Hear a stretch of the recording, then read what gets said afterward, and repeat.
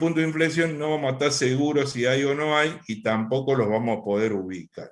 Pero son comprobaciones que nosotros vamos a poder completar cuando lleguemos al proceso de cálculo de derivada. No obstante, tanto los vértices como los puntos de inflexión forman parte de los parámetros, es decir, de las características comunes de estas funciones. Y finalmente vamos a hablar de las ramas. La principal característica gráfica de estas funciones es que tienen una sola rama. Rama es un trazo de curva que permite definir la gráfica. Cuando hablamos de que tienen una sola rama, significa que el dibujo de la función se hace mediante un solo trazado. No tiene parte, no está separado por tramos, como sería el caso de una función homográfica. Una función homográfica, como la que ustedes conocen, no tiene una sola rama, tiene dos ramas diferentes. Es común que a ustedes le hablen de rama o haciendo referencia a los extremos. Dicen una parábola, que cuando el coeficiente principal es positivo, las ramas van para arriba. No, no hay dos ramas. Rama es una sola. Lo que ustedes conocen como rama, en realidad, son los extremos de ese único tramo, conocido con ese único nombre, que es rama. Eso lo empiezo a aclarar para que nos vaya quedando en claro algunos conceptos. Entonces, rama es la cantidad de tramos que yo tengo en la gráfica. En una homográfica hay dos ramas, en una parábola hay una rama. Ahora, la rama puede tener, por un lado, la orientación que tienen los extremos, y por otro lado, la dirección que tienen los extremos. Si la función es de grado par, como dice ahí, ambos extremos se mueven en la misma dirección, es decir, la rama está dispuesta de tal manera que ambos extremos van para el mismo lado. Y la dirección que tienen los extremos depende siempre del signo del coeficiente principal. Acuérdense que el coeficiente principal es el numerito que está al lado de la X que tiene el mayor exponente. Entonces yo veo la expresión, veo cuál es la X que tiene el mayor exponente, veo qué signo tiene el número que está ahí, y si es positivo y la función es racional, ambos extremos van hacia arriba. Si es irracional, ambos hacia la derecha. Veo el exponente si es negativo, si es racional, ambos hacia abajo o ambos hacia la izquierda, porque cuando es de grado par se mueven en la misma dirección. Cuando es de grado impar, los extremos van en direcciones opuestas. En ese caso, un extremo se mueve en una dirección, el otro en la otra dirección. Si es racional y el principal es positivo, el de la derecha sube, el de la izquierda baja. Si es irracional, el superior va a la derecha, el inferior va a la izquierda, y así sucesivamente. Para que les queden más claro estas reglas, las vamos a esquematizar, ¿sí? Entonces, decíamos, esquemáticamente, ¿cómo son las reglas de la rama? Bueno, si es racional, me imagino que saben qué significa. ¿Saben cuáles son las funciones racionales? ¿Sí o no? Lo que está compuesto por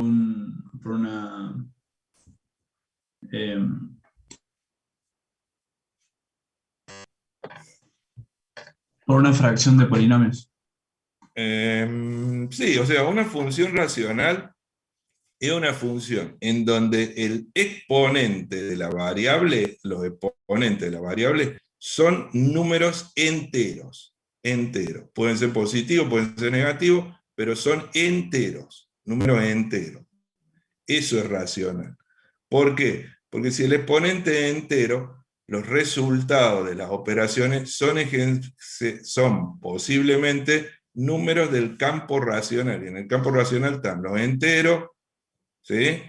Los fraccionarios, que en realidad los enteros y los fraccionarios juntos conforman el campo de los números racionales. Es decir, yo voy a obtener o enteros o fracciones como resultado, pero es muy poco probable que obtenga números irracionales. Los irracionales son los decimales, decimales con parte decimal infinita y no periódica, que son comunes en los cálculos de radicación. Si yo quiero calcular la raíz cuadrada del número 3, el resultado no es un número entero, no es un número fraccionario, es un número irracional, es decir, un decimal infinito no periódico. Entonces las racionales son las que tienen exponentes enteros.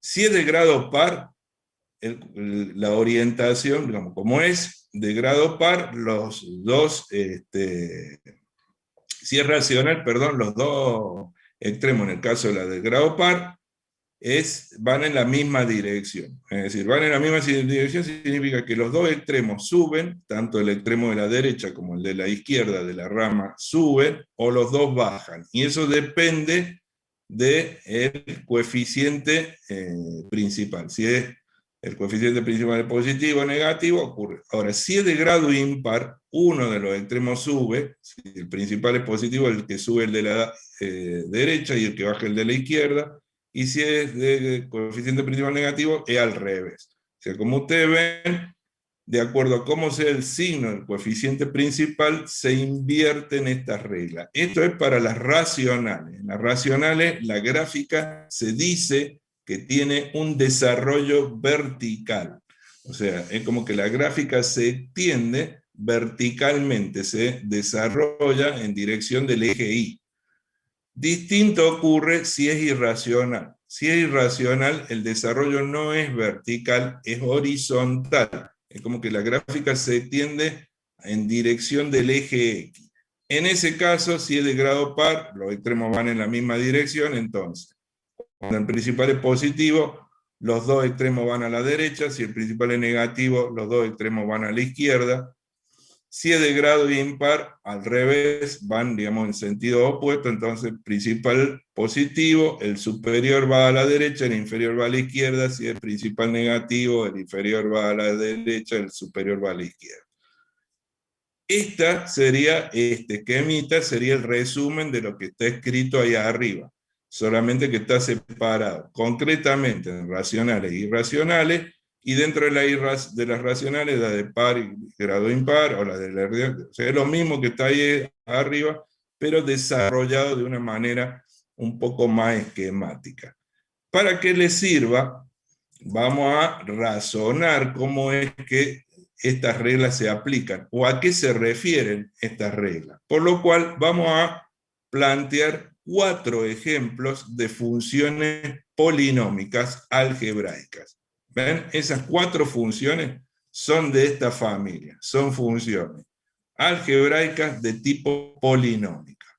Entonces, como ustedes ven, de acuerdo a lo que acabamos de ver, las 2 primeras son polinómicas racionales. ¿Por qué? Porque los exponentes que aparecen ahí son números enteros. En tanto que los 2 segundos ejemplos son polinómicas irracionales. ¿Por qué X está afectada de un exponente fraccionario? Es como que acá yo te tuviera X más 2, todo elevado a la 1/4. O acá tuviera X menos 2, todo elevado a la 1/5. Entonces, cuando yo reemplace a X, el problema es que es muy probable, debido a la presencia de la raíz, que el resultado sea un número irracional, un decimal infinito no periódico.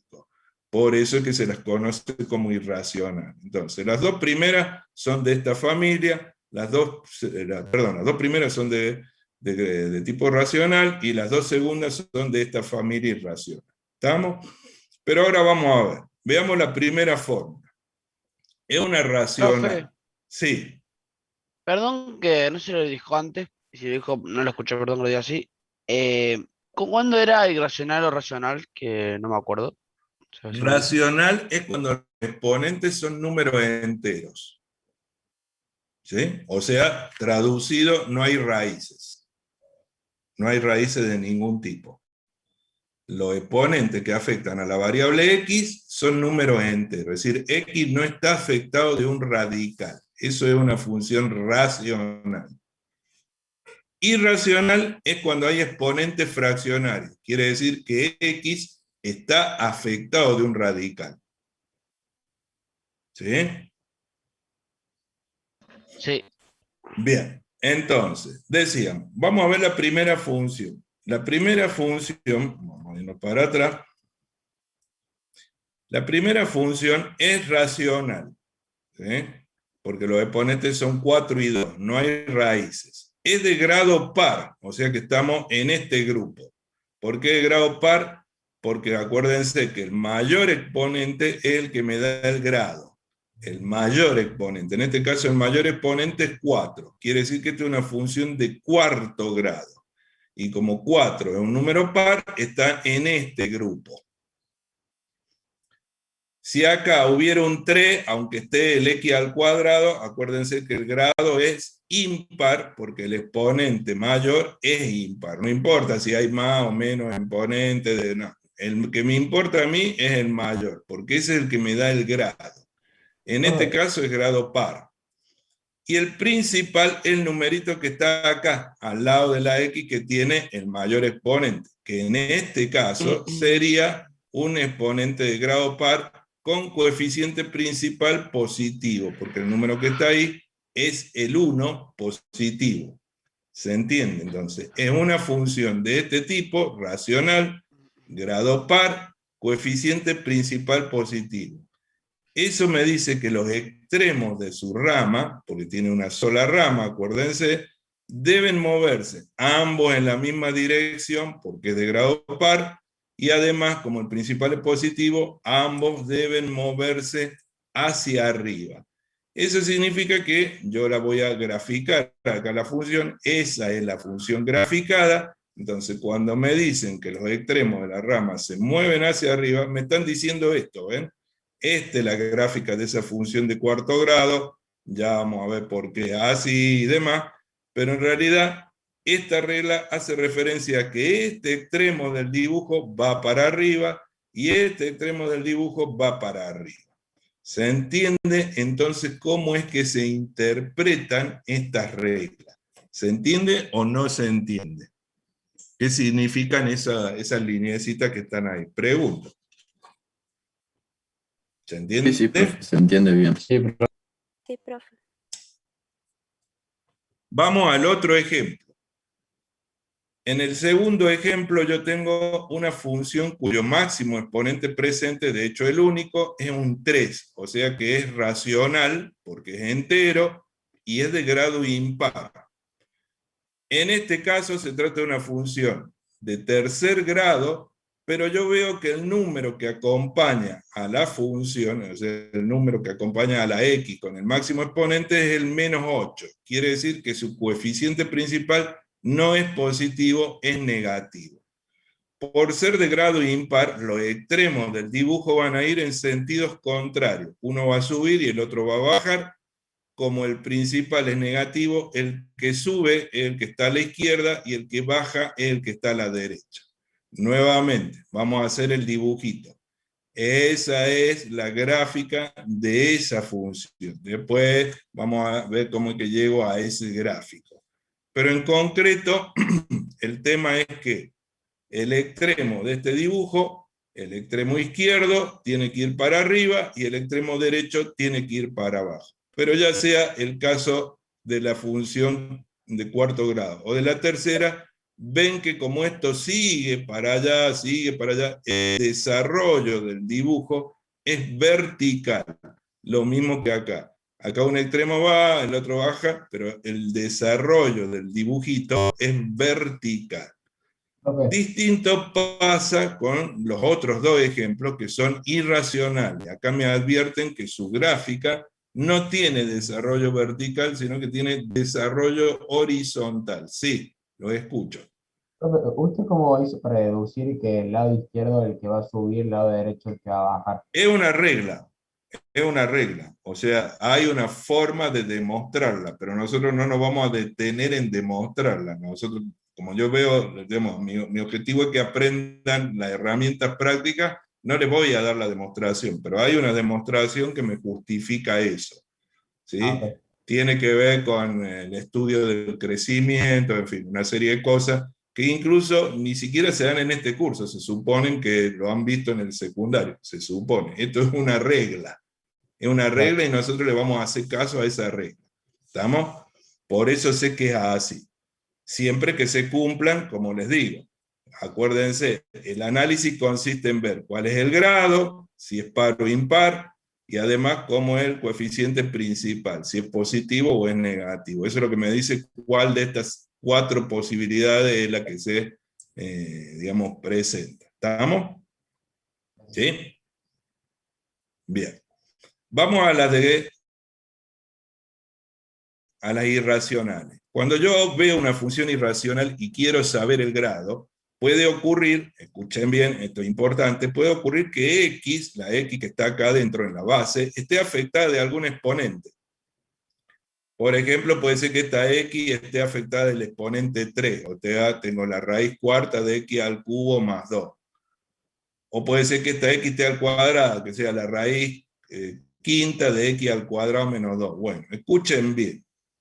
En las irracionales, cuando hablamos de funciones irracionales, recuerden que x está afectada de una raíz. Nosotros vamos a hacer una cosa. Nosotros nos vamos a referir a lo que es grado par o impar cuando miramos el índice radical. O sea, si el índice radical es par, entonces es de grado par. Si el índice radical es impar, entonces es de grado impar. No nos vamos a preocupar de los exponentes pares, de los exponentes enteros, porque los exponentes enteros acá juegan en un segundo plano. O sea, el hecho que esto tenga o no una potencia entera no va a ser lo preponderante teniendo en cuenta que está afectada de una raíz. O sea, el mayor peso del cálculo lo lleva el radical, no el exponente par. ¿Queda claro? El exponente entero. ¿Queda claro eso? Entonces Sí. sería tipo, cuando dice grado par, en el caso de las irracionales, tenemos que ver, digamos, la raíz. El índice Claro, el radical. Exactamente. Entonces, igual que recién, vamos a analizar la función que sigue. Esta tiene un índice que es 4. Quiere decir que sería una irracional de grado par.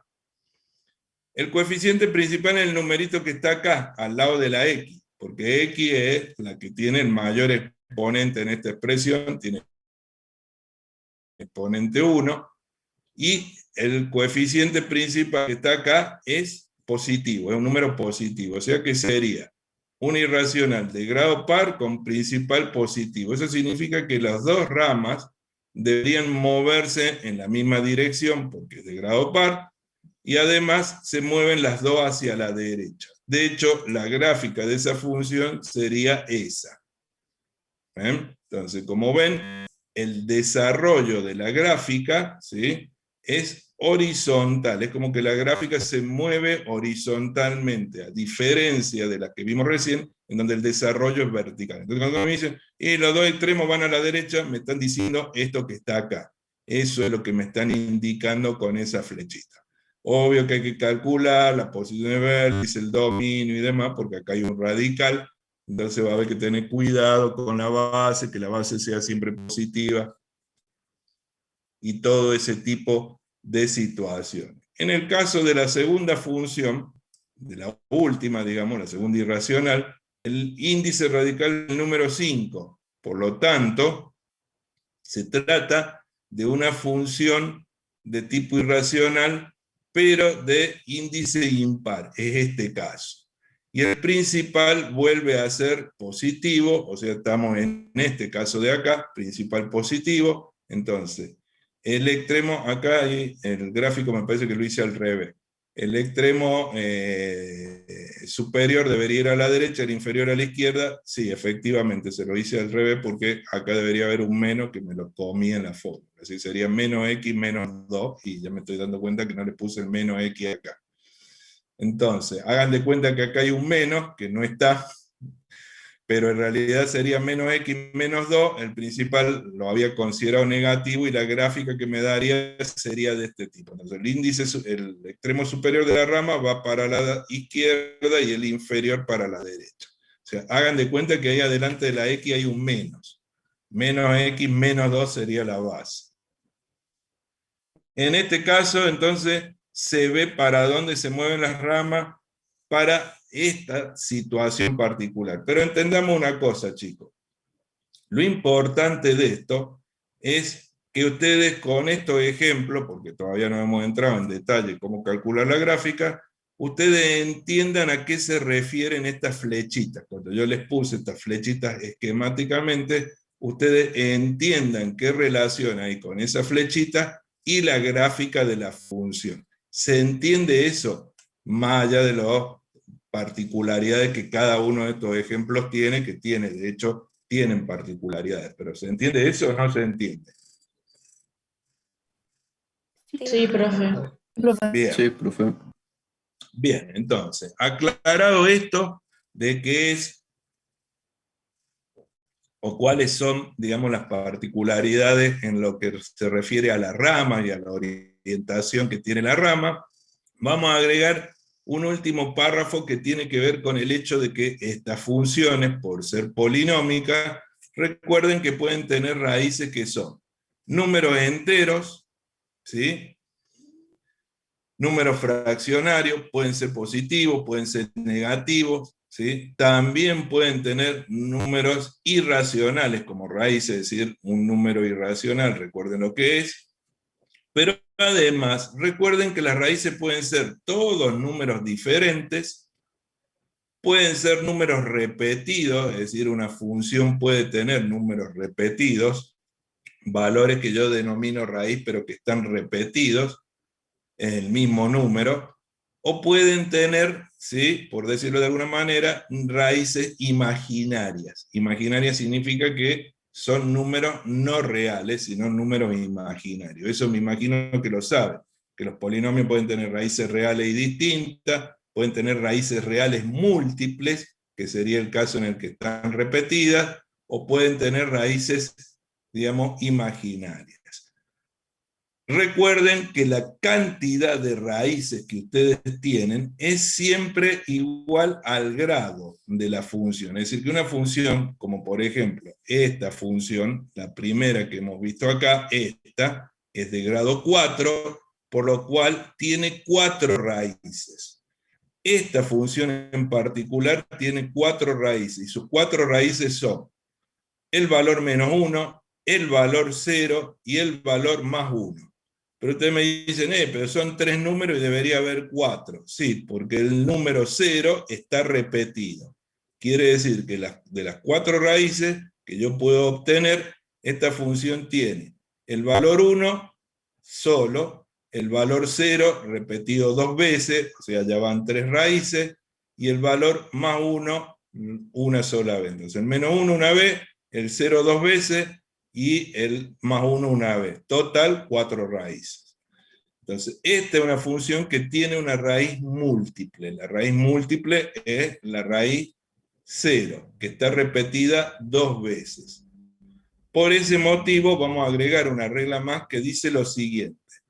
Cuando hay una raíz de multiplicidad par, ¿sí?, cuando yo encuentro dentro de las raíces que tienen una raíz de multiplicidad par, entonces yo lo que tengo es, justamente en el lugar donde está la raíz de multiplicidad par, hay un vértice. Eso es bueno, porque en ese caso me permite ubicar el vértice. ¿Ven? Esta función, que es de cuarto grado, debería tener 3 vértices, porque habíamos dicho que la cantidad de vértices es el grado menos 1.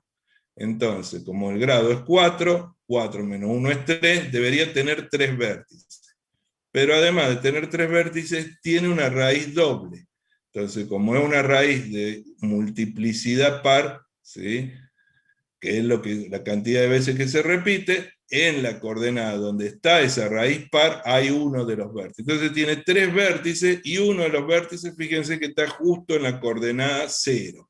¿Por qué? Porque ahí hay una raíz doble, y por lo tanto, de acuerdo a las reglas, debería haber un vértice. Esta función, por ejemplo, es una función de grado 3. Tiene 3 raíces, pero las 3 raíces son iguales en el número 0. En el número 0 repetido 3 veces. Entonces, como yo tengo el número 0 repetido 3 veces, tengo una raíz triple. Su orden de multiplicidad es impar. Y lo que va a ocurrir en la gráfica es que no voy a ver los vértices, porque los vértices se juntan en un único punto que se llama punto de inflexión. Ese es un punto de inflexión. Un punto donde cambia la curvatura. Fíjense que acá la curva gira, del lado izquierdo es como que girara hacia arriba, mientras que del lado derecho del punto de inflexión gira hacia abajo. Es como que acá intenta girar hacia abajo, acá intenta girar hacia arriba. Entonces hay un cambio de curvatura, y ese punto que está ahí, que es la raíz triple, es lo que se llama inflexión. Se entiende más o menos a qué se refieren estos conceptos de la cantidad de vértices, si hay raíces múltiples, cuál es la característica de las raíces múltiples, gráficamente hablando. ¿Cómo puedo darme cuenta yo si al ver una gráfica tengo raíces múltiples, raíces triples, raíces cuádruples, raíces quíntuples? O sea, yo puedo ver con la gráfica, darme cuenta qué tipo de raíz puedo tener en una expresión, sin necesidad de efectuar cálculos. Es decir, si yo tuviera la gráfica, podría darme cuenta de esos detalles. Entonces, estas son las reglas paramétricas. Todo lo que hemos visto acá, es decir, todo esto, ¿sí? Ahí están todas las reglas. Esas serían todas las reglas paramétricas que me permiten estimar una forma para la gráfica. Pero ahora vamos a concretamente graficar una función para que nosotros entendamos cómo se aplican estas reglas. Miren, vamos a suponer que yo les doy esa fórmula, ¿sí? Es una función polinómica racional de grado impar, un polinomio de tercer grado, y vamos a tratar de graficarlo. Es decir, vamos a tratar de obtener la gráfica. Tengo el sistema cartesiano, el eje Y, el eje X, entonces empezamos a calcular. Para empezar a calcular, primero calculo la ordenada al origen. Acuérdense que la ordenada al origen es el corte con el eje de las Y, y se calcula haciendo X igual a 0. Entonces agarro la formulita, reemplazo a X por 0, eso me va a dar menos 16. Ese es el punto con el eje Y. Calculo las abscisas al origen. Las abscisas al origen, recuerden que son los valores que anulan a la función, es decir, los denominados ceros o raíces. Para eso hacemos Y igual a 0 y hay que resolver esta ecuación homogénea. Para resolver esta ecuación homogénea, entiendo que deben saber cómo se hace. Se puede hacer por el teorema de Gauss, se puede hacer por rastreo, se puede hacer por un montón de procedimientos. Seguramente vieron uno, es una función de tercer grado, por lo tanto, ¿cuántas raíces debería tener? 3. Esas 3 raíces pueden ser números diferentes, números iguales, pueden estar repetidos, o incluso podrían ser números reales o imaginarios. Es decir, no es obligatorio que las raíces sean, digamos, siempre números. Lo que sí es razonable de pensar es que si hay raíces complejas, las raíces complejas siempre aparecen de a pares. O sea, cada vez que yo tengo una raíz compleja, no puedo tener una sola raíz compleja, puedo tener 2, pero no puedo tener una. Ahora, en el caso de las funciones de grado impar, nunca se da que todas las raíces sean complejas, porque obviamente, como decíamos, el número de raíces complejas es par. Entonces, si yo tengo una función impar de grado 3, grado 5, grado 7, y al menos una raíz es real, todas las otras pueden ser complejas, pero al menos una tiene que ser real. En este caso, las 3 raíces son reales y son distintas. Es decir, las 3 raíces serían el valor menos 1, el valor 2 y el valor 4. Después ustedes, si quieren, verifiquen si obtienen esos valores. Me imagino que, como les decía, saben cómo hacerlo. Una vez que llegamos a calcular la abscisa al origen y la ordenada al origen, vamos a pasar al resto de los parámetros. Vértices. Los vértices no los vamos a poder ubicar, pero sabemos cuántos hay. O sea, debería haber 2 vértices, dado que su grado es 3, y nosotros habíamos dicho que la cantidad era el número de vértices menos 1. Entonces, como el grado es 3, menos 1, eso me da 2, debe haber 2 vértices. No los podemos ubicar porque necesitamos las derivadas, es decir, no vamos a saber dónde están, pero sí podemos saber qué cantidad hay. Punto de inflexión, ¿sí? Tiene 1. ¿Por qué sabemos que tiene 1? Porque los puntos de inflexión era la cantidad de vértices menos 1. Tiene 2 vértices menos 1 igual a 1. O sea, va a haber un cambio de curvatura y 2 cambios de dirección. Es decir, va a haber 2 puntos en donde se producen cambios de dirección y un solo punto donde se produce un cambio de curvatura. Yo todo esto lo calculo en base a la expresión, ¿ven? Yo tengo la expresión, sé qué tipo de expresión es, miro el grado, calculo las raíces, miro la valúo, o sea, todo esto lo hago sencillamente. Lo más complejo acá es el cálculo de las raíces, pero el resto es muy fácil de hacer. Y finalmente vamos a ver el tema de las ramas. Es de grado impar, por lo cual las ramas van en direcciones opuestas. Acuérdense que cuando son de grado par van en la misma dirección, cuando son de grado impar van en direcciones opuestas, y además el principal es negativo. Ven que el número que está acompañando a la X con el mayor exponente es un número negativo, en este caso el -2. Entonces grado impar, principal negativo, entonces el extremo de la derecha debería bajar, el extremo de la izquierda debería subir. Entonces, con estos últimos tres parámetros, yo ya puedo estimar la forma de la gráfica. ¿A qué me refiero con estimar la forma de la gráfica? En realidad lo que yo puedo hacer es deducir cómo sería la gráfica. Porque fíjense, yo tengo que el extremo de la izquierda sube y tengo que el extremo de la derecha baja. ¿Sí? Eso es lo que yo sé. Entre esta línea y esta línea hay una sola línea continua. En esa línea continua hay dos vértices, es decir, dos cambios de dirección. Porque el vértice es un cambio de dirección, un cambio del crecimiento. Y hay un punto de inflexión. Quiere decir que entre esta línea que sube y esta línea que baja, debe cambiar de dirección dos veces. Eso es, ¿ven? Esta línea es así, acá cambia la dirección, sube, y acá vuelve a cambiar la dirección y baja. ¿Por qué dos veces solamente? Porque eso es lo que yo calculé de acuerdo al grado y de acuerdo a la cantidad de vértices que habría. Y además, acá hay un pedacito de la curva que gira en el sentido, digamos, hacia arriba, y otro pedacito de curva que gira en el sentido hacia abajo. O sea, hay un puntito que debe estar por acá, en algún lugar, y que se llama inflexión, que es el punto de cambio de curvatura. Yo a eso lo sé, y veo un solo punto de inflexión, y veo un solo vértice, gracias a esto que está acá. O sea, con estos elementos que están acá, yo puedo deducir cuál sería la forma de la gráfica. Eso que está ahí sería la forma aproximada de la curva que yo tengo que trazar. ¿Queda claro? ¿Se entiende cómo se usan los parámetros para razonar la gráfica? Sí, profe. ¿Se entiende? Sí, profe. Bien. Ahora vamos a ir concretamente a la gráfica. Entonces, para trazar la gráfica, yo lo que hago es, tomo el sistema de coordenadas, Ix, y en este sistema de coordenadas yo voy a indicar los puntos que sí pude calcular. Hay 4 puntos que sí pude calcular. Primer punto, la ordenada al origen. Yo sé que corta el eje de la X en la coordenada -16.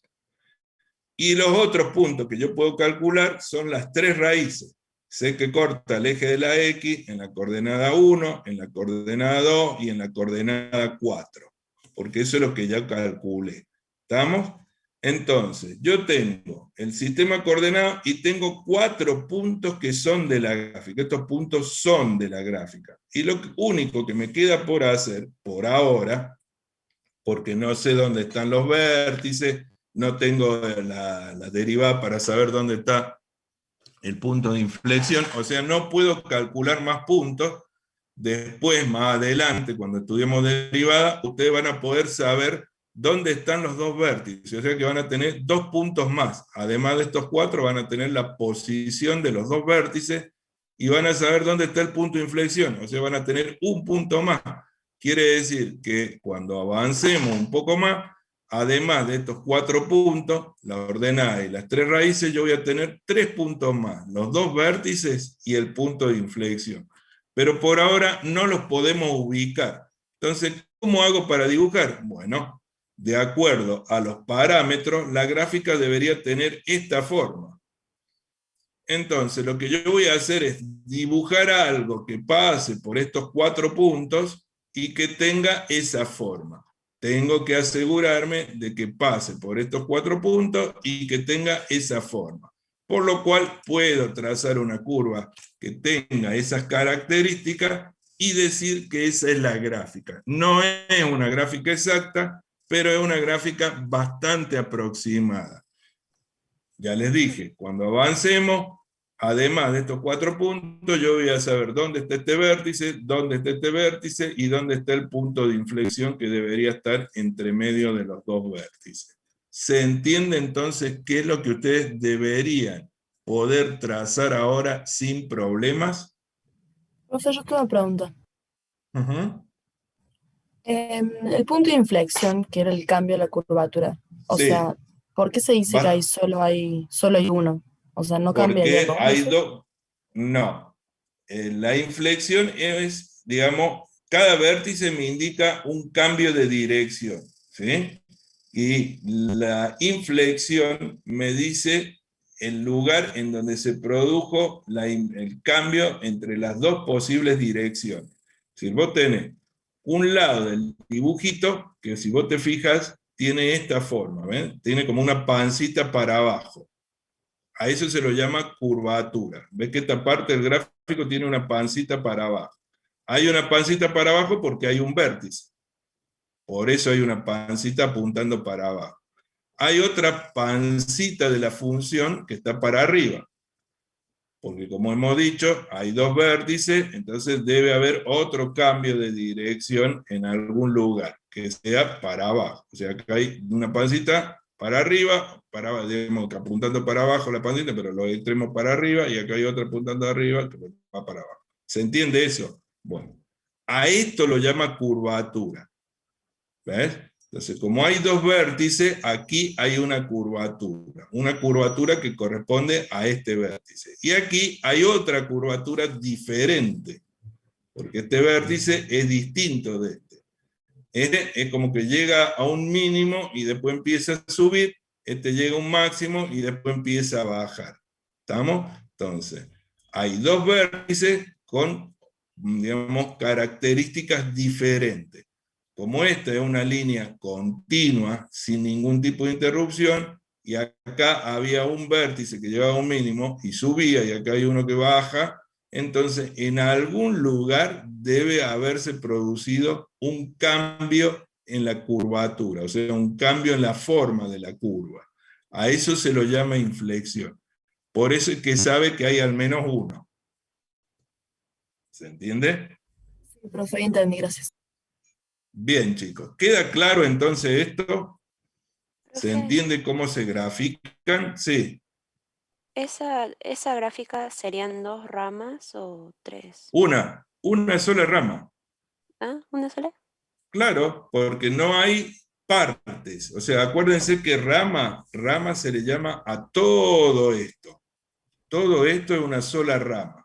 ¿Por qué? Porque yo para dibujarla, es como que literalmente para dibujar esto no levanto el lápiz. Yo empiezo a dibujar acá, vengo, doy vuelta, subo y nunca levanto el lápiz del papel. ¿Te das cuenta? Cuando vos para dibujar no levantás el lápiz es porque una sola rama. Rama se llama al tramo de la gráfica, digamos, toda la estructura gráfica. ¿Y cuántos tramos tenés acá?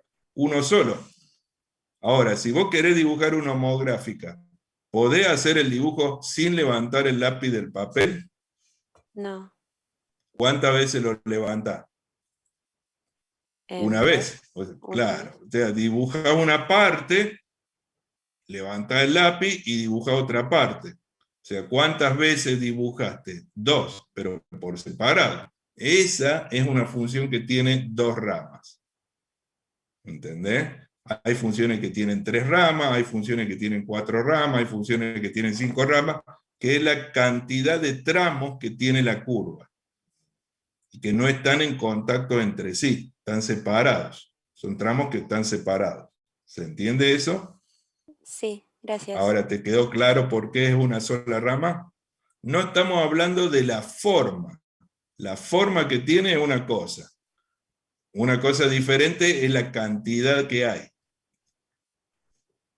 ¿Se entiende? Sí, profe.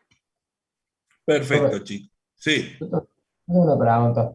Ahí donde dice, donde sacaste la cantidad de vértices, ¿En qué datos te basaste a hacer el 3 menos 1? ¿Qué es el El 3? grado menos 1. ¿Se acuerdan las formulitas? Acá están las formulitas, miren. Si nos volvemos a la filmina, ahí está. Vértices. Cantidad, grado menos 1. El grado más alto, claro. Listo. Grado es el mayor exponente presente. Entonces, ¿cuál es el mayor exponente presente ahí? El 3. Por lo tanto, la cantidad de vértices sería 3 menos 1 igual a 2. ¿Sí? ¿Estamos? Bien. La mayor ventaja que tiene dibujar con parámetros, o sea, dibujar las curvas de esta manera, usando los parámetros y no una tabla, es que yo puedo hacer el camino inverso, algo que con la tabla es imposible. ¿Y qué sería el camino inverso? Que a mí me den esa gráfica y me pregunten cuál es la fórmula. ¿Ven? Ahí yo tengo una gráfica con los datos numéricos. ¿Qué datos numéricos? Los valores correspondientes a las raíces, el valor correspondiente a la ordenada al origen. Entonces me dicen, ¿y cuál era la fórmula? Esta es una situación de hacer el trabajo al revés. Recién nosotros teníamos la fórmula y llegábamos a la gráfica, ahora nos muestran las gráficas, pero me preguntan cuál es la fórmula. Entonces, para construir la fórmula, yo voy a usar los mismos parámetros. Quiere decir, voy a usar las mismas reglas, no voy a usar otra regla. Entonces, fíjense, yo lo primero que hago es observar la gráfica, ¿ven? Esta es la gráfica de la función. Entonces, lo primero que hacemos es empezar a sacar conclusiones de lo que yo veo. Bien. Primera conclusión, veo que hay 3 vértices. ¿Por qué veo que hay 3 vértices? Porque acá hay un cambio de dirección, un vértice, bajo, acá hay otro cambio de dirección, un vértice, subo, acá hay otro cambio de dirección, otro vértice, bajo. O sea, ¿cuántos vértices hay? 3. 1, 2, 3. Yo cambié de dirección 3 veces. Entonces, hay 3 vértices, pero yo sé que el grado de la función menos 1 es el número de vértices.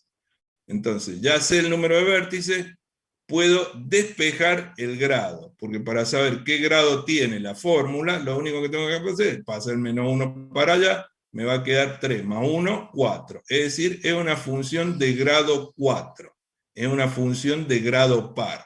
Si es de grado par, los extremos de la rama deberían ir en la misma dirección, y es lo que yo veo acá. ¿Ven? Este extremo baja, y este extremo también baja, van los dos en la misma dirección.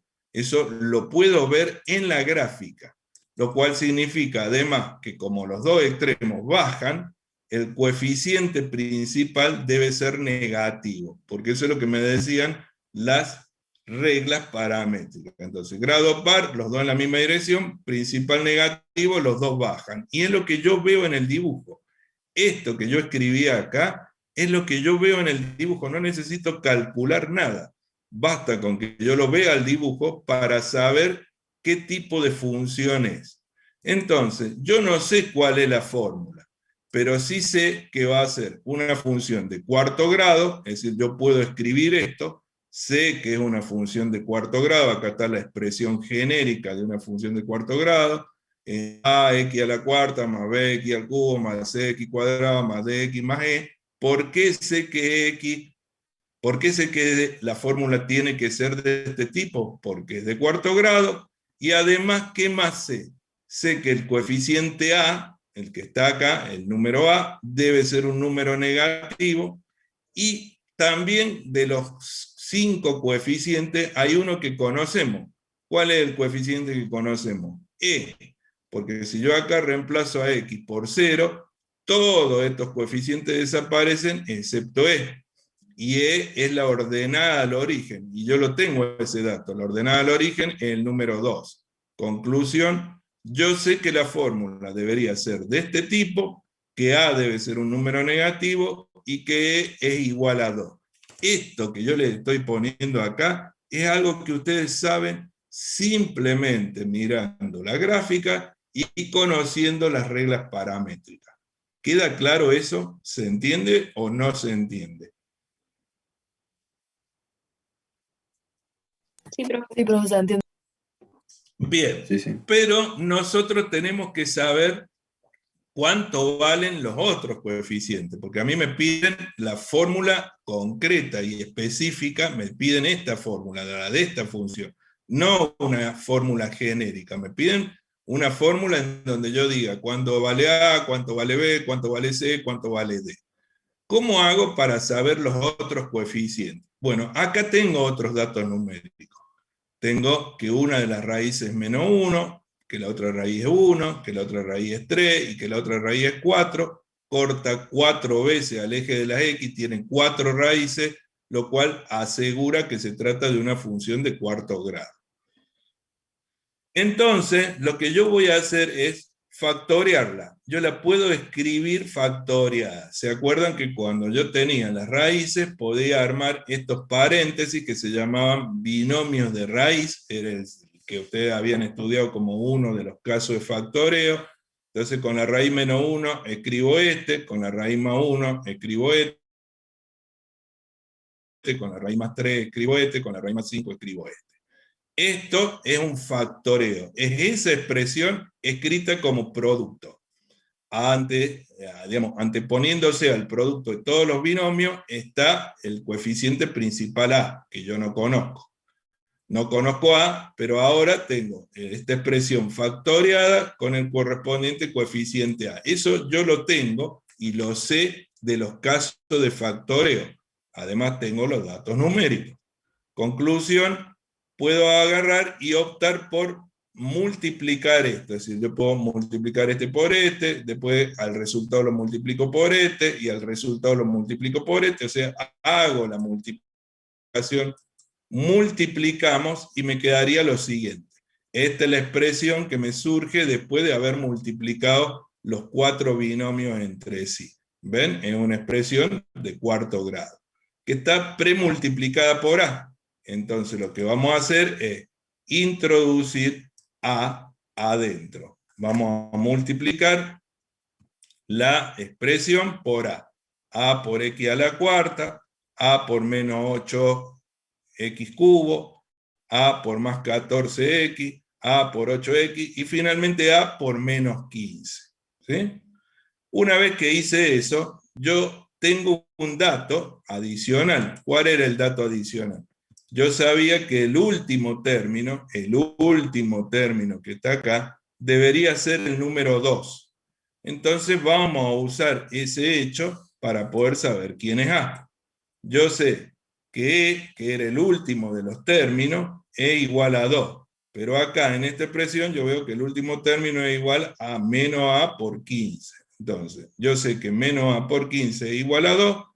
De acá despejo A, paso el menos 15 dividiendo, y me queda que A es igual a 2/15. Ahora ya sé cuánto vale A.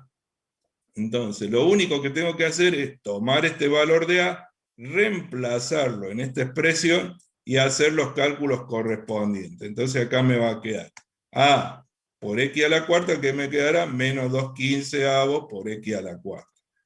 A por 8 me va a quedar, acuérdense que A es menos 2/15, o sea, menos por menos más, 2 por 8, 16, 16/15 de X cubo. Después tengo A por 14, menos 2/15, menos por más menos, 2 por 14 es 28, 28/15, y así hasta que llego al final. Y cuando multiplico al último, si yo hago menos por menos más, me va a quedar 2 por 15 dividido 15. Se simplifican los 15 y me queda un más 2. Ven que esta fórmula es la fórmula que me estaban pidiendo. Esta fórmula que está acá es la fórmula que está dibujada ahí. Si yo hubiera hecho el cálculo al revés, hubiera hecho desde esta fórmula, hubiera calculado la ordenada al origen, hubiera calculado la raíz, hubiera calculado la cantidad de vértices, llegaría a este dibujito que está acá. Esto es posible gracias a que yo conozco los denominados parámetros. Si yo no conociera los parámetros, no puedo hacer esta deducción. Si yo no hago esta deducción, no sé qué fórmula es la que voy a tener que escribir. ¿Se entiende, chicos, cómo conocer conociendo los parámetros, yo puedo reconstruir la fórmula de cualquier función que yo tenga graficada previamente. Es decir, aunque no me digan cuál es la fórmula, mirando la gráfica, yo puedo reconstruir la fórmula, sabiendo obviamente los parámetros correspondientes y sabiendo datos. Necesito datos numéricos, necesito estos números. Si yo no tengo esos puntos, no voy a poder hacer nada. O sea, si a mí me dibujan cualquier cosa, no me dicen cuál es el valor y no puedo hacer nada. Pero si yo tengo los valores y la gráfica, se puede armar sin problema. ¿Queda claro esto? Sí, ¿Se profe. entiende? ¿Sí? ¿Sabían hacer esto? ¿Lo habían visto en el secundario o en el curso de ingreso? Creo que no, profe. ¿Mm? Me parece que no. Vimos algo, pero fue hace mucho. Ah, pero algo habían visto alguna vez, ¿ven? Bien. Vamos a ver otro ejemplito más para aclarar las otras reglitas paramétricas que habíamos mencionado. Fíjense, vamos a hacer lo mismo, pero con esa función. Esa es la gráfica. Yo voy a tratar de graficar esta función. Perdón, voy a tratar de armar la fórmula de esta función. Entonces vamos a hacer lo mismo que recién. Vamos a ver que primero esta gráfica sube, hay un cambio de dirección, baja, hay otro cambio de dirección y vuelve a subir. Entonces, primero, ¿cuántos vértices hay? 2, porque hay 2 cambios de dirección, solamente 2 vértices. Esto es igual al grado menos 1, entonces de ahí puedo despejar el grado y me doy cuenta que es una función de grado 3. Debería ser una función impar. Por ser impar, los extremos van en direcciones contrarias. ¿Ven? Un extremo baja, el otro sube. Como el extremo que sube es el de la derecha y el que baja es el de la izquierda, yo sé que el coeficiente principal es positivo. Eso lo sé, ya saben, mirando. Solamente mirando la gráfica yo me doy cuenta de eso, que de grado impar, grado 3, y que el principal es positivo. Gracias a que sé las reglas paramétricas. Quiere decir que la formulita genérica sería de este tipo. Ax cubo más bx cuadrado más cx más d. Además sé que el valor de A, que es el número, el coeficiente principal, debe ser un número positivo, igual que recién puedo mirar acá que corta el eje de la Y en la coordenada menos 2, por lo que el término independiente del coeficiente D debería ser menos 2. Todo eso lo sé solamente mirando el dibujo. Pero ahora vamos al proceso que nosotros usábamos recién. Como conozco las raíces, ¿sí? Estas raíces me dicen que cuáles son los valores que anulan a la función. Pero ¿cuántas raíces debería tener esta gráfica? Esta función. ¿Cuántas raíces debería tener? 3. 2. 3. Sin embargo, debería tener 3 raíces. Tiene 3 raíces. Pero sin embargo, ¿cuántos números vemos acá? ¿Cuántos números veo en el eje de las X? 2 porque Y debe ser bueno, 2. ¿y qué es lo que pasó? Si Una hay variante. 2 y deben ser 3, una de las raíces está repetida. ¿Sí? Menos 1. Porque tienen que ser 3. No pueden ser 2, tienen que ser 3. Ahora, yo veo 2 números. Eso significa que hay un número que está repetido. ¿Cuál es el número que está repetido? Bueno, había una reglita que decía, debe haber un número repetido, es decir, debe haber una raíz doble, y si yo me acuerdo de la reglita, cuando había una raíz doble, ¿qué es lo que pasaba? Había un vértice. Entonces fíjense que en la coordenada menos 1 hay un vértice, en la coordenada 3 no hay un vértice. Quiere decir que de los 2 números hay uno repetido. ¿Cuál es el que está repetido? El menos 1. Ese es el que está 2 veces. ¿Por qué sé que está 2 veces este y no el otro? Porque en menos 1 hay un vértice, en 3 no hay un vértice. Y hay una regla que dice que si hay una raíz doble o de multiplicidad par, porque puede estar repetida 4 veces, puede estar repetida 6 veces, entonces cuando hay una raíz de multiplicidad par, ahí hay un vértice. Y en este caso el vértice está en menos 1. Conclusión, cuando yo factoree, lo que tengo que hacer es repetir el binomio de esta raíz 2 veces, porque esa es la que está repetida. Entonces acá voy a poner x más 1, 2 veces el de esta raíz, porque es la doble, y una sola vez el de esta raíz, porque es, digamos, simple. Obviamente que x más 1 por x más 1 es x más 1 al cuadrado, o sea que yo a esto lo puedo escribir de esta manera. Tengo un trinomio cuadrado perfecto de la suma multiplicado por un binomio. Igual que recién, hago el producto, multiplico este por este, me queda esto que está acá, acuérdense que adelante está el coeficiente a, multiplico a por cada uno de estos términos y vuelvo a hacer lo de recién. El término independiente acá me queda menos a por 3, pero yo sé, por lo que acabamos de ver en la gráfica, que eso es igual a menos 2. Entonces, yo sé que el último término, menos a por 3, que es el término independiente de, debe ser igual a menos 2. ¿Por qué lo sé? Porque lo veo en la gráfica. Entonces, de acá puedo despejar el valor de a. ¿Ven? Agarro a, despejo, paso el menos 3 dividiendo, menos 2 dividido menos 3 es 2/3. Ya sé cuánto vale a. Vuelvo con el valor de a, entonces acá tengo x al cubo por a, es 2/3. Después tengo x cuadrado por a en menos 2/3. Después tengo x cuadrado, a por 5 por x, entonces tengo 2/3 por 5, 10/3, y así, hasta que llego a hacer la multiplicación final, donde tengo 2/3 por 3, me queda 2, como es negativo me va a quedar menos 2. ¿Queda claro? Y vuelvo a construir la fórmula sin necesidad de hacer demasiados cálculos, es decir, lo único que hago es una multiplicación. ¿Queda claro esto, chicos? ¿Se entiende? Sí, profe. Sí, profe. Bueno. Profe, ¿puedo repetir cómo hiciste para sacar A? ¿Cómo? ¿Perdón? No te escuché. ¿Cómo hiciste para sacar el A? El A siempre lo saco con el coeficiente independiente, porque yo no sé cuánto vale A, o sea, A tiene que multiplicar a todos los que están acá, por lo tanto tiene que multiplicar al 3. ¿Ven? Me queda acá menos A por 3. Ahora, yo sé que todo este término, el menos A por 3, es la ordenada al origen, porque si yo le pusiera x igual a 0 en esta expresión, todo se hace en 0 salvo este último. ¿Sí? Esta es la ordenada al origen, el término independiente. Ahora, en la gráfica yo sé cuánto vale. ¿Cuánto vale ese término? En esta gráfica. ¿Cuánto vale la 2. ordenada al origen? 2 negativo. Quiere decir que el menos a por 3 debería ser igual a 2. Entonces yo de esta expresión de menos a por 3 igual a menos 2 puedo despejar a sin problemas. ¿Se entiende? Sí, profe, gracias. Muy bien, chicos.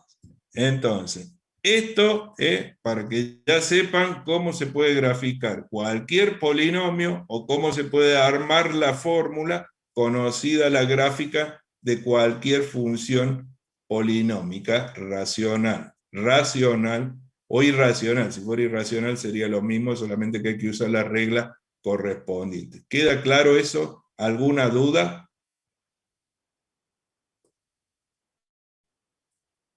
¿No? Bien. Seguimos. Vamos a ver las trigonométricas. Para el caso de las trigonométricas, también tenemos que revisar las denominadas reglas paramétricas de las trigonométricas. Las trigonométricas tienen menos reglas paramétricas. En la trigonométrica hay básicamente 4 parámetros. Está la amplitud. La amplitud es la altura del ciclo medida en forma simétrica respecto a un eje horizontal, que puede ser el mismo eje de las X, y la traslación vertical es igual a 0, ya vamos a aclarar qué es lo que es eso. Está el periodo, que es la longitud del ciclo completo, medido sobre el eje de las abscisas, y se da en medidas angulares, ojo con eso, me lo dan en medidas angulares. Está la fase, que se conoce o se suele conocer con la letra F, y es la coordenada X en la que arranca el ciclo, también debe estar expresada en medidas angulares. Y está la traslación vertical, que se suele denominar K, y es un corrimiento completo de todo el dibujo hacia arriba o hacia abajo, y está medido en las mismas unidades que medimos el eje de las Y. Esos serían los parámetros de las funciones trigonométricas. Para entenderlo un poco mejor, vamos a ver los gráficos de las tres funciones trigonométricas básicas. Acá tengo la función dibujada en primer término, tengo la función seno también, y tengo la función tangente. Entonces, el ciclo se llama el recorrido completo desde un punto hasta otro, porque digamos, un barrido completo de 360 grados. Entonces, en el caso del coseno, arranca la gráfica acá arriba, la deben conocer ustedes, arranca en 1, baja, cuando llega a los 90 grados llega a 0, después baja más, vuelve a 0 en los 270 grados, y finalmente vuelve otra vez a la... Esto es un ciclo, ¿ven?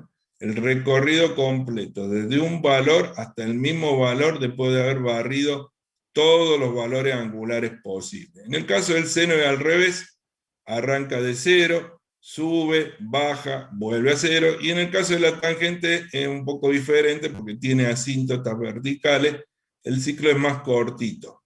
Podría empezar en 0 y terminar en pi, con una asíntota en el medio, o como en este caso que han empezado en menos pi sobre 2 y han terminado en más pi sobre 2, es lo mismo. O sea, el ciclo me va a dar lo mismo. Arranca muy abajo en el infinito y sube. Entonces vamos a ver, amplitud. Dice, es la altura del ciclo medida en forma simétrica con respecto a una línea que pasa, digamos, en la misma dirección de x. La altura del ciclo es cuánto me muevo para arriba y cuánto me muevo para abajo de forma simétrica. Porque este ciclo, digamos, lo que está acá abajo es lo mismo que está allá arriba, tiene simetría con respecto a este punto, toda la historia esa. El periodo es la longitud del ciclo, medida en el eje de las X, o sea, quiere decir que yo arranco acá, acá empieza el ciclo, me muevo hasta donde termina, y mido esta distancia. La fase es la coordenada donde arranca el ciclo. En este caso, para la función básica, la coordenada de arranque es 0, y el corrimiento, ¿sí?, en la traslación vertical sería si esto está desplazado hacia arriba o hacia abajo. En este caso no está desplazado para ningún lado, o sea que para la primera función la amplitud es 1, ustedes saben que llega hasta 1, el periodo es 2pi, o 360 grados, o 6,28 radianes, como quieran, la fase es 0 y la traslación vertical es 0. Esos serían los valores paramétricos de esta curva, que es la función básica. Lo mismo puedo hacer con el seno y lo mismo puedo hacer con el coseno. Sí, te escucho. ¿Por qué ahí en la primera la fase es 0 y la acá también es 0? Porque el ciclo de la función coseno que empieza en 1, empieza ahí arriba. ¿Te das cuenta? Entonces, ¿en qué coordenada X empieza? Fíjate, el ciclo de la función coseno empieza arriba. Y si yo veo dónde empieza, o sea, leo el valor que está acá abajo, ¿cuál es el valor que leo? Ah, no empieza en el menos pi. No, empieza arriba. La función coseno empieza en el extremo de arriba, ¿sí? Y de ahí se va achicando, pasa al otro lado y vuelve otra vez a valer el máximo valor. En el seno es al revés. En el seno empieza valiendo 0 y termina valiendo 0. Son parecidas las curvas, pero no iguales.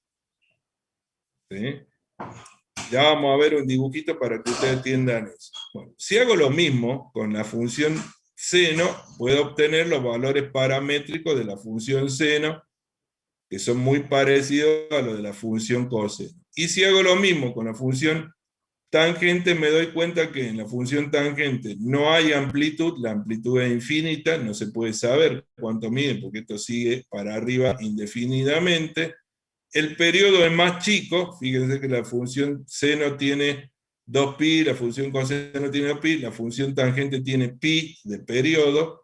La fase en este dibujo que está acá sería pi sobre 2, porque han tomado como inicio del ciclo este punto, y el corrimiento vertical o traslación vertical sería 0. Pero antes de eso, porque veo que tienen duda, ¿ustedes entienden qué es lo que se mide cuando se mide el seno o se mide el coseno? ¿Ustedes entienden eso o no lo entienden? ¿Saben el significado de las funciones trigonométricas? Se quedan muy callados. ¿Entienden qué es lo que se mide? ¿Por qué yo digo que en el coseno empieza en 1 y después termina en 1? ¿O por qué digo que en el seno empieza en 0 y después termina en 0? ¿Entienden eso o no entienden? Bueno, No. miren, voy a compartir otro.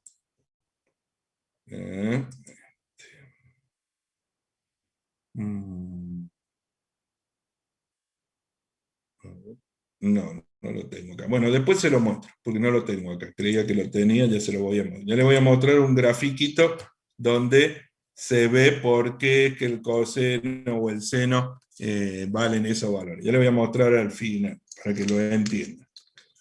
Creía que lo había puesto acá, pero no lo tengo. Bueno, vamos a seguir. Entonces, lo importante es lo siguiente, miren. Vamos a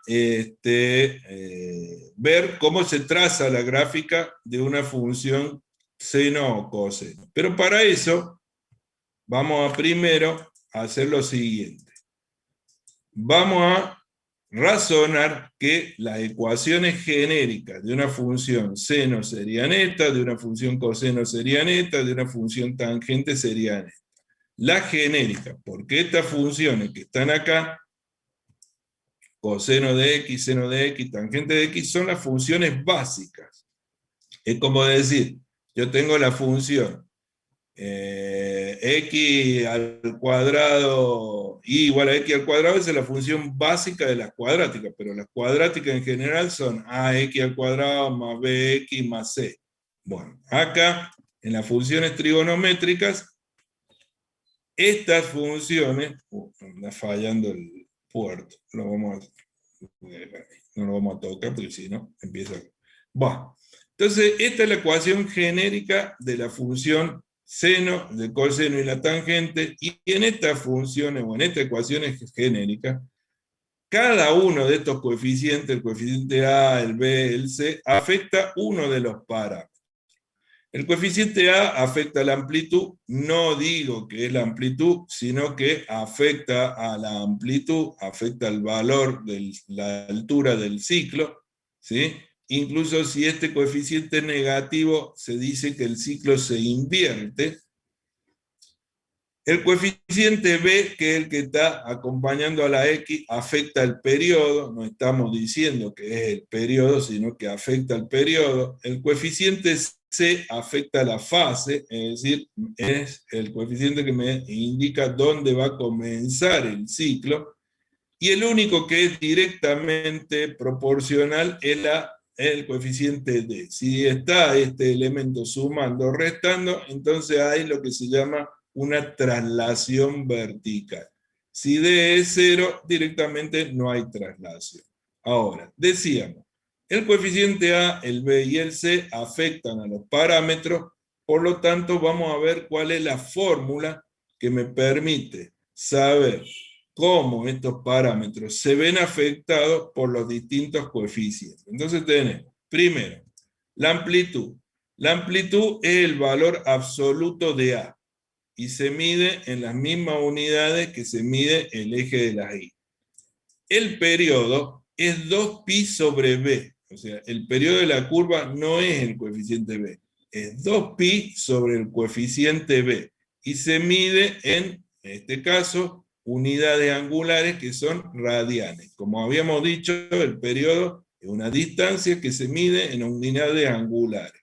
En particular, con esta fórmula, el resultado serían radianes. Y la fase, que es el tercer coeficiente que se debe calcular, se calcula como menos c sobre d. Y también la unidad en la que se resulta este cálculo son radianes. Deben ser unidades angulares y de hecho son radianes. Entonces, estas tres formulitas son las que me van a permitir dibujar. Por lo tanto, vamos a ver cómo es el trazado gráfico. Entonces, hagamos de cuenta que yo tengo esta función, 2 seno de 2x más 1, comparado con la genérica. Acuérdense, esta es la genérica, esta es A seno de Bx más C más D. Cuando yo veo esta fórmula, puedo saber los 4 coeficientes, porque yo miro el coeficiente que está acá, sé que A vale 2, miro el coeficiente que está acá, sé que B vale 2, miro el coeficiente que está acá, sé que C vale 1, y no veo nada que esté sumando o restando, por lo tanto veo que D vale 0. O sea, ahí están los 4 coeficientes calculados en base a la fórmula. Esos son los 4 coeficientes que yo veo en la fórmula. Algo parecido a lo que ustedes hacen cuando le dicen calculen las raíces de una expresión cuadrática y le dicen la expresión es 3x menos 2, 3x cuadrado menos 2x más 1. Entonces ustedes tenían esa formulita que decía que las raíces son menos b más menos la raíz cuadrada de b cuadrado. Bueno, ¿ustedes qué es lo que hacían? Miraban los valores correspondientes a B, a C y calculaban. Acá estamos haciendo lo mismo. A dijimos que vale 1, B vale 2, C vale 1, D vale 0. Entonces, la amplitud, como A vale 2, y la amplitud es el valor absoluto de A, entonces la amplitud vale 2. Como B vale 2, el periodo se calculaba haciendo 2pi sobre B, o sea, 2pi sobre B es 2. Sobre 2pi sobre 2, entonces esto me queda pi. Y como C es 1, la fase era menos C sobre B. C es 1 y B es 2. Entonces la fase sería 1/2 o 0,5. ¿Se entiende? Entonces, estas fórmulas que yo tengo acá me permiten calcular los parámetros, me permiten saber cuánto valen los parámetros. La amplitud, el valor absoluto de A, el periodo de 2pi sobre B, la fase menos C sobre B. Entonces, yo lo primero que hago es, tomo la fórmula, identifico los coeficientes, o sea, tomamos la fórmula, otra vez, tomo la fórmula, identifico los coeficientes y calculo amplitud, periodo y fase. ¿Sí? Los calculo usando esa formulita. Entonces ahora hago lo siguiente. La fase es donde va a empezar el ciclo. Entonces yo sé que la fase, la hemos calculado acá, es menos 1 menos 1/2. Menos 1/2 es 0,5. Entonces tengo el sistema coordenado, perdón, me voy a volver y les voy a aclarar cómo está dividido esto. Acuérdense que yo tengo, en el eje Y tengo las unidades 1, 2, 3, 4 para arriba, menos 1. En el eje X tengo que tener unidades angulares. Yo puedo dividirlo al eje en pi sobre 2, pi, 3pi sobre 2, 2pi, que sería dividirlo en, digamos, radianes usando al número pi como expresión, o podría dividirlo usando los números. Acuérdense que pi sobre 2 equivale al número 1,57, porque pi es un número, no es un símbolo. El número pi es 3,14, 16, 28, un montón de decimales más, es un irracional. Si yo a ese irracional lo divido por 2, me da 1,57. Acá tengo pi, que es 3,14, acá tengo 3pi sobre 2, que es en realidad el número 4,71, acá tengo 2pi, que es 6, o sea, estos son números. Yo lo que he hecho es dividir el eje en números. ¿Podría haberlo dividido usando el 1, el 2, el 3? Sí. Pueden dividirlo usando los números comunes o pueden dividirlo usando estos números que son, digamos, los números que usualmente se ven en trigonometría. Como ustedes quieran. El tema es que pueden dividirlo así o pueden dividirlo usando 1, 2, 3, 4, que para el caso va a ser exactamente lo mismo. El asunto es que recuerden que estas son medidas angulares, estos son ángulos y son radianes. ¿Sí? Yo lo podría dividir usando 90 grados, sí, pero hay un problema. Las operaciones estas me dan en radianes, después voy a tener que convertirlo. Si yo esto lo divido en 10 grados, 20 grados, 30 grados, a esto lo tengo que convertir de radianes a sexagesimales. No se olviden de eso, que eso lo deben saber. El tema es entonces que yo ubico la fase, ¿ven? Me dicen que la fase es menos 1/2, es decir, menos 0,5. Aquí arrancaría el ciclo. Y con el periodo que vale pi, yo me paro en este punto y me muevo para allá la cantidad correspondiente de unidades. Como yo sé que el periodo es pi, sé que la distancia entre este punto y este punto es 3,14. Entonces, al 0,5 negativo, le sumo 3,14 y llego al punto 2,64. Acá termina el ciclo. Acá empieza y acá termina. ¿Estamos? Bien, lo que hago a continuación es, me fijo en la amplitud. La amplitud es el número 2. Quiere decir que la altura del ciclo es el número 2, trazo una línea horizontal a la altura del 2, trazo una línea horizontal a la altura del menos 2. Porque la amplitud se mide, simétricamente para arriba y para abajo. Es decir, la misma distancia para arriba, la misma distancia para abajo. O sea, el ciclo debe quedar dibujado en este cuadradito. Pero el ciclo se puede descomponer en 4 partes. Porque acuérdense que una función seno, y si nos volvemos para atrás, miren, vamos a volvernos a los dibujitos, ¿ven? Acá está el seno. Este es el ciclo del seno. Entonces, arranca abajo, en un cuarto llega arriba, en un cuarto baja, en un cuarto baja un poco más, y en un cuarto vuelve acá al valor 0. Es decir, este es el dibujo que yo tengo que hacer. Yo tengo que dibujar este ciclo, que arranca abajo, arranca en 0 y vuelve a 0. En la primera cuarta parte llegó arriba, la segunda cuarta parte llegó al 0, en la tercera cuarta parte llegó abajo, y esto es lo que yo tengo que dibujar. Y yo sé que todo ese dibujito, debería estar encerrado en ese rectángulo. Es decir, todo ese dibujo tiene que estar encerrado en ese rectángulo. Entonces, lo que me conviene, para que el dibujito me quede más prolijo, es dividir este rectángulo en 4, para saber a dónde llega arriba, a dónde llega abajo, a dónde llega al centro. Entonces yo lo que voy a hacer es dividirlo en 4 partes. Lo divido en 4 partes, y una vez que yo dividí en 4 partes, dibujo el ciclo. ¿Ven? Entonces, en la primera cuarta parte, llega arriba, vuelve a 0, en la tercera cuarta, bueno, acá no está el dibujo perfecto, porque obviamente lo he hecho más o menos a mano, pero digamos, la primera parte llega acá, vuelve a 0, vuelve acá, este puntito debería estar un poquito más a la derecha. Pero, digamos, yo lo que hago es dibujo sabiendo dónde empieza el ciclo y dónde termina. Y en este espacio, conociendo la amplitud, yo puedo trazar la curva. Ahora ustedes me pueden preguntar, ¿y cómo sabe exactamente cuál es el valor de este punto? ¿O cómo sabe cuál es el valor de este? ¿O cómo sabe cuál es el valor de este? ¿Se pueden saber los valores, las coordenadas de estos 4 puntos? Sí. Para saber las coordenadas de esos 4 puntos, yo puedo hacer lo siguiente. Cada parte de esta es una cuarta parte del periodo, porque ¿qué es lo que hicimos nosotros? A toda esta longitud la dividimos en 4. Entonces, si yo agarro el periodo y lo divido en 4, eso me queda 0,78. Bien, entonces ahora parémonos en la fase. Si yo al 0,5 negativo, le sumo, digamos, el periodo, o a la cuarta parte del periodo, le resto el 0,5, me va a dar esta coordenada de acá.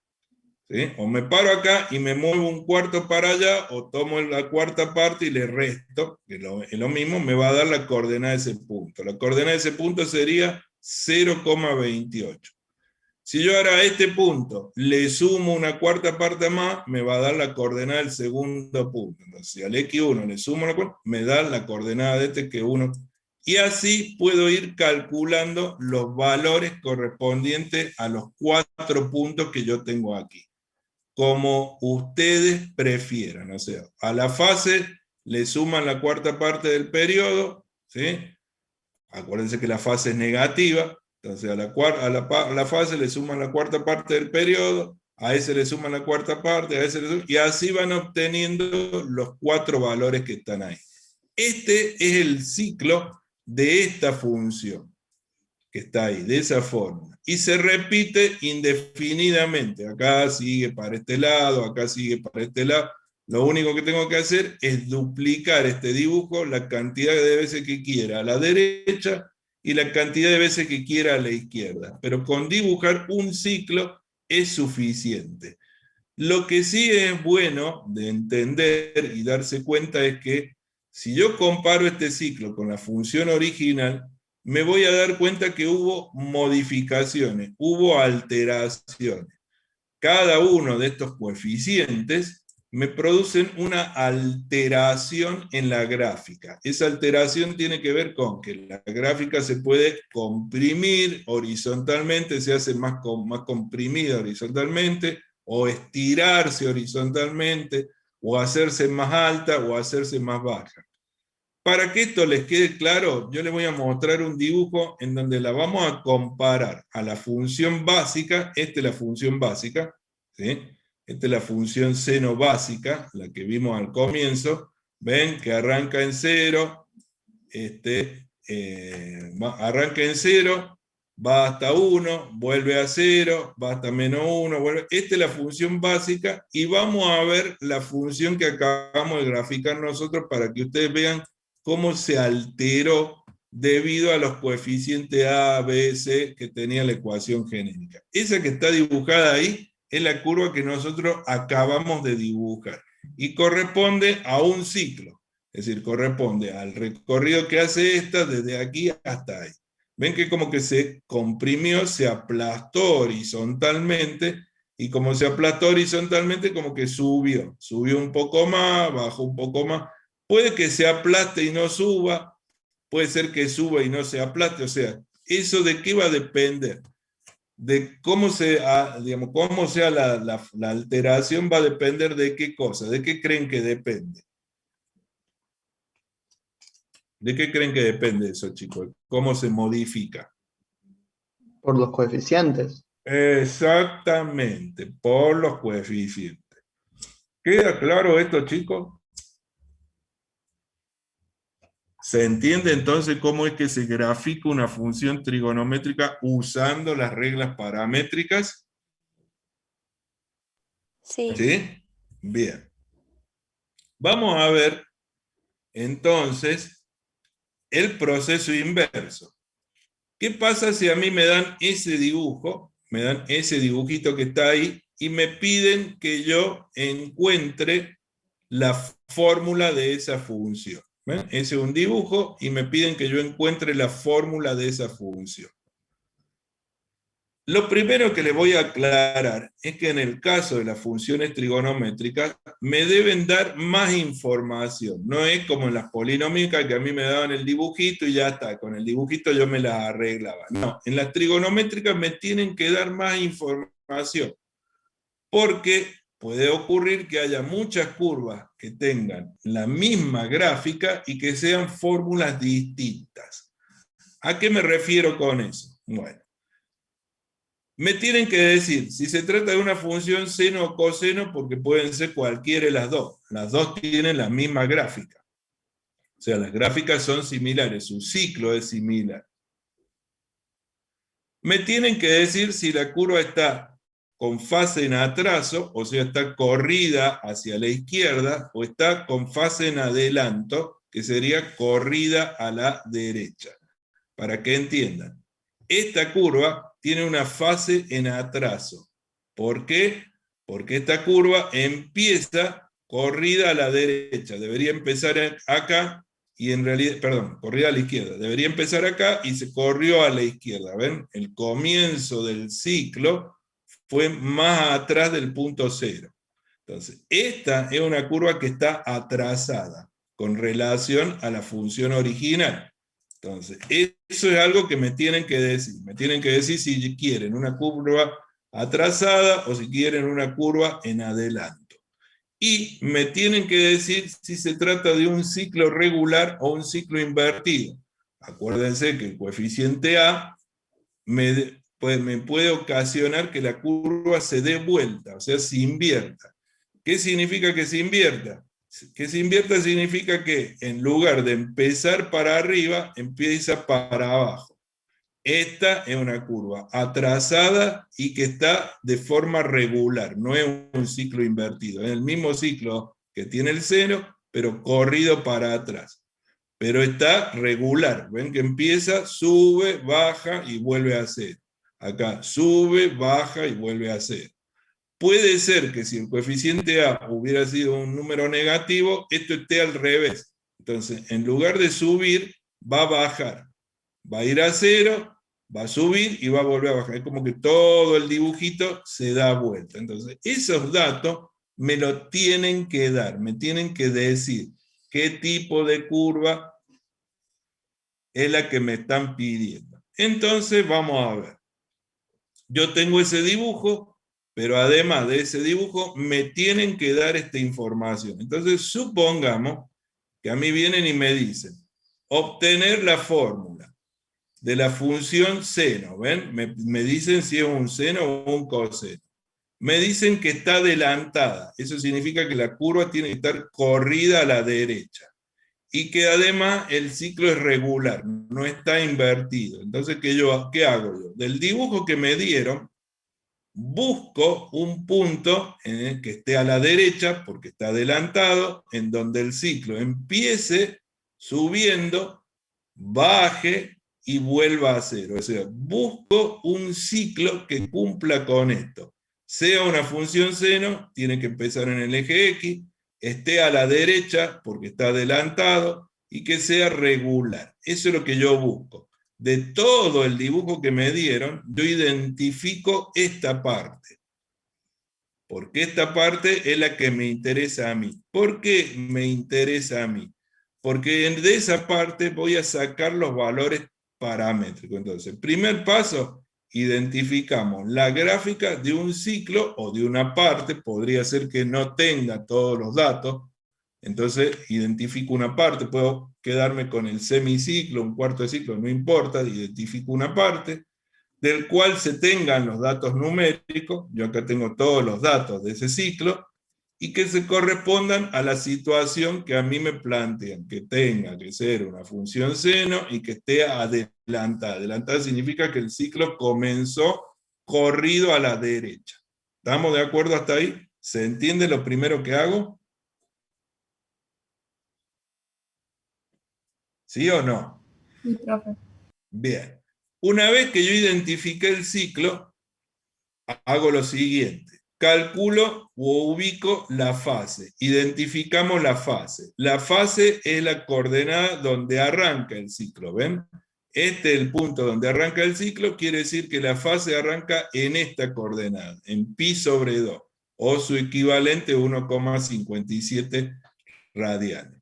Entonces, identificado la fase, es la coordenada donde arranca el ciclo y que corresponde a la situación solicitada. Ven que la fase está corrida a la derecha. El comienzo del ciclo empieza a la derecha. En nuestro caso, la fase sería pi sobre 2. Ese es el punto en donde arranca. Tercer paso. Una vez que tengo la fase, es decir, donde empieza el ciclo, hago el recorrido y digo lo siguiente. No pase. Hago lo siguiente. Digo, bueno, no. Ahí está. Digo que esta es la fase, recorro todo el ciclo, vuelvo acá. Entonces, la distancia entre donde empezó y donde terminó es lo que yo llamo periodo. Y lo que hago es calcular el periodo. ¿Cómo hago para calcular el periodo? Tengo la coordenada donde empezó, tengo la coordenada donde terminó, entonces ahora, para calcular esta distancia, a esta coordenada, que es donde terminó, le resto la coordenada donde empezó. Entonces, agarro la coordenada donde terminó, 3pi sobre 2, le resto la coordenada donde empezó y me da el periodo. ¿Sí? También puede ocurrir que de acuerdo a los datos que yo tenga, no tenga el punto final, sino tenga el punto de acá de la mitad, lo que sería un semiperiodo, o tenga el punto de acá, que es un cuarto del periodo. No importa, lo mismo de acuerdo a los datos numéricos que yo tenga, puedo calcular cuánto vale el periodo. Calculo el periodo, tengo la fase, tengo el periodo, es decir, tengo los valores paramétricos. Incluso tengo la amplitud, porque yo sé que esta curva tiene como altura 1 medio y como, digamos, medida para abajo también debe medir 1 medio porque es simétrica. Este es el eje de simetría, entonces ya sé que la amplitud es 1 medio. Es decir, ven que tengo los 3 parámetros. Tengo la amplitud, 1 medio, fase, pi sobre 2, periodo, pi. Todo eso yo lo sé de mirar la gráfica y asegurarme que la gráfica cumpla con lo que dice ahí, función seno, adelantada, de ciclo regular. No necesito hacer una gran cantidad de cálculos. Con mirar el dibujo, igual que antes, yo puedo saber cuáles son los valores paramétricos. Esa es la ventaja. O sea, si yo sé cuáles son los valores paramétricos y miro el dibujo, puedo asociar ambas cosas. Entonces, una vez que asociamos ambas cosas, empezamos a calcular los coeficientes. Para eso vamos a usar las mismas fórmulas. Entonces, teníamos una fórmula que me decía que la amplitud es el valor absoluto de A. Y yo sé que la amplitud vale 1 medio. Lo vi en la gráfica, ¿ven? Ahí en la gráfica está, la amplitud vale 1 medio. Entonces, lo que yo hago es, digo, bueno, la amplitud es 1 medio, por ser un ciclo regular, porque me decían que era un ciclo regular, entonces A es positivo. ¿Cuánto vale A? 1 medio. Ya sé cuánto vale el coeficiente A. Directamente, de mirar cuánto vale la amplitud, que es el valor de A en valor absoluto, y saber que es regular, automáticamente conozco cuánto mide el coeficiente A. Ya sé cuánto sería A. Para el coeficiente B, yo sé que el periodo, la fórmula era 2pi sobre B, pero el periodo de mi curva es pi. Eso es lo que yo calculé acá, acuérdense, ahí está el periodo. Tomábamos el extremo final, le restábamos el extremo inicial, o sea, la coordenada final menos la coordenada inicial, me daba el periodo, ¿ven? Acá está calculado el periodo. Entonces, yo ya sé que el periodo es pi. Como sé que el periodo es pi y es además igual a 2pi sobre b, puedo despejar b. Paso b multiplicando, paso pi dividiendo, simplifico pi con pi, me queda que b es igual a 2. Ese es el coeficiente b. Y sé que la fase es c sobre b. A b ya lo calculé, b vale 2. ¿Sí? Pero también sé que la fase era pi sobre 2, porque eso es lo que vimos acá. Acuérdense que cuando vimos acá, identificamos la fase, que era el lugar donde arrancaba el ciclo. Esta era la fase. El punto donde empezaba el ciclo, que cumplía con que era adelantado, estaba a la derecha, empezaba abajo. O sea, todo lo que ya vimos de la curva. Eso me permite saber cuánto vale la fase. La fase, entonces, sería el punto pi sobre el valor pi sobre 2, es c sobre b. De acá despejo c. B ya lo calculé, B era 2, ¿sí? Perdón, acá hay un error, acá la fórmula la calculé mal, lo reemplacé por el periodo. Acá debería ir un 2, entonces se me simplifica el 2 con el 2 y me queda pi sobre 2. Eso es C, no pi cuadrado, sino pi sobre 2. El tema es entonces que no se observa que haya un corrimiento vertical, por lo tanto D es 0, y yo puedo reconstruir la fórmula. Con A, con B y con C, que sería pi sobre 2, no pi cuadrado, armo la formulita esta que está acá, y llego al resultado de la expresión. Esa formulita es la que está dibujada en esa expresión. ¿Se entiende, chicos? Ahí hay un error, acuérdense que yo en lugar de reemplazar B por 2, lo reemplacé por pi, por el periodo, me equivoqué. ¿Queda claro eso, chicos? ¿Se entiende? La parte de la fase, ¿la podría Sí. volver a repetir? O sea, el cálculo de la fase. La fase se observa en la gráfica, o sea, vos tenés, vamos a irnos para atrás. Primero tenés que identificar un gráfico que se corresponda con esto. Te dicen que una función seno. Si una función seno significa que empieza en 0 y termina en 0. ¿Sí? Eso te queda claro. ¿Sí? Te dice que además está adelantada. Si está adelantada significa que debe empezar a la derecha del eje Y. Porque cuando está adelantada es porque empieza a la derecha. Cuando está atrasada es porque empieza a la izquierda. A mí me dieron todo ese dibujo. Pero yo en todo ese dibujo lo que hago es buscar un punto donde empiece en 0 y esté a la derecha. O sea, busco este punto. ¿Te das cuenta o no? Sí, sí. ¿Sí? Bueno, entonces ahí empieza, sube, vuelve a 0, va abajo, vuelve a 0. Este es el ciclo que se corresponde con eso. Es una función seno, adelantada, y el ciclo es regular. Regular significa lo siguiente, significa que empieza en 0, sube, vuelve a 0, baja y vuelve a 0. Si dijera ciclo invertido, debería ser al revés. Suponete que me hubieran dicho ciclo invertido, adelantado. Entonces yo tengo que buscar un punto que esté sobre el eje X, acá, sobre el eje X, pero como me dice que es invertido, no puedo irme para arriba. ¿Para dónde me tengo que ir? Para abajo. Entonces tengo que venirme, me muevo acá, llego a este punto, ¿ves? En este punto empieza y se va para abajo. Esta sería una curva que está invertida, un ciclo seno invertido, porque va para abajo y no para arriba. ¿Se entiende eso? Sí, profe. Bien, eso me lo tienen que decir, porque si no me lo dicen puede ser cualquier cosa. Puedo elegir lo que a mí se me dé la gana en una palabra. ¿Estamos de acuerdo? Bien. Si me dijeran que una curva coseno, la curva coseno, ¿dónde empieza? No empieza acá abajo. ¿Dónde empieza? En este punto, arriba. Entonces tengo que buscar este punto. Buscar el valor que está acá, leer el valor que está acá, y la fase sería esta, no esta. ¿Se entiende? O sea, tengo que buscar el punto que está arriba. Un punto que esté arriba y a la derecha porque está adelante. Si acá hubiera dicho coseno en lugar de seno, debería buscar este punto. El saber cuánto mide esta coordenada es fácil porque está en la mitad de estas dos. Está entre 1,57 y 3,14. Esa sería la fase. Pero en este caso, como es un seno, la fase es ese puntito que está ahí. Es donde empieza y se mueve hacia arriba y vuelve otra vez al 0, ¿Se entiende eso o no se entiende? ¿Queda claro de dónde lo saqué al valor? Sí, sí. Bien. Acá acuérdense que hay un error, acá debería haber un 2, se simplifican los 2 y acá me queda pi, no pi cuadrado, nada más que yo lo hice al cálculo, reemplacé mal. Y así llego a la formulita que es lo que me estaban pidiendo. Esa es una función seno adelantada de ciclo regular.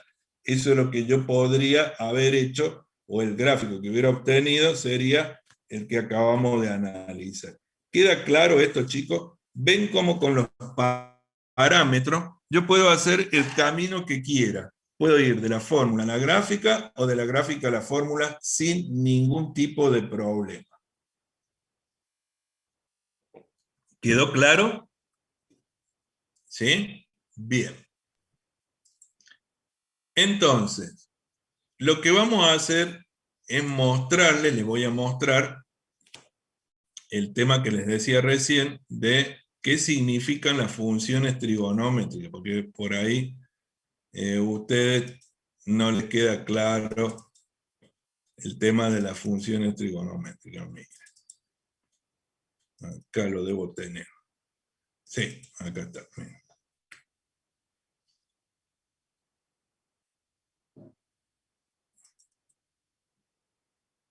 Fíjense, las funciones trigonométricas miden una longitud, ¿ven? Entonces, lo que No estaba hace... transmitiendo, Profe, Ah, no sube perdón. nada. Ya se los vuelvo a poner. Cierto que no descompartí la pantalla. Esperen que me ubique donde estábamos. Acá. Miren. Este dibujito les muestra lo que hace, ahora sí la ven, les muestra Sí, lo que sí. yo hago cuando calculo el seno o el coseno. ¿Ven? Yo arranco con este segmento que está anclado al perímetro de una circunferencia y me voy moviendo, van cambiando los grados, ¿ves? Un radian de 1,57, ¿no? Y lo que voy midiendo es la longitud del segmento vertical, que es el seno, y la longitud del horizontal, que es el coseno.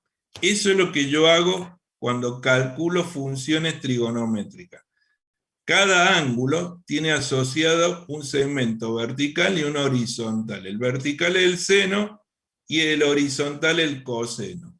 Entonces, ¿ven? Cuando arranca ahí en 0, el coseno vale 1, el seno vale 0. Empieza el seno a ser cada vez más grande, el coseno cada vez más chico, hasta que en los 90 grados el seno vale 1, el coseno 0, después empieza. Por eso es que el ciclo en el coseno empieza en 1 y se hace cada vez más chico, y el seno es al revés. Empieza en 0 y se hace cada vez más grande. Eso es lo que nosotros hacemos cuando trabajamos con funciones trigonométricas. Asociamos una longitud a un valor angular. ¿Quedó claro eso? ¿Se entiende? Ahora, ¿qué significa y por qué los ciclos están como cruzados? ¿Sí? Cuando ustedes empiezan, ¿sí? Empiezan al revés. En el coseno, la línea esta está acá abajo, o sea, mide 1, porque todo este círculo tiene radio unitario. Entonces, mide 1, empieza en 1 y se va haciendo cada vez más chico. Para el seno es al revés. Después, al recorrer todo el ciclo, hace todo ese recorrido y los valores van cambiando como se mira ahí, como se ve en este esquemita. ¿Quedó claro? Ahora, ¿qué es lo que se hace cuando se ven las funciones seno, coseno y demás? ¿Sí? Sí. Bien. Entonces, chicos, esto es, digamos, el reemplazo de,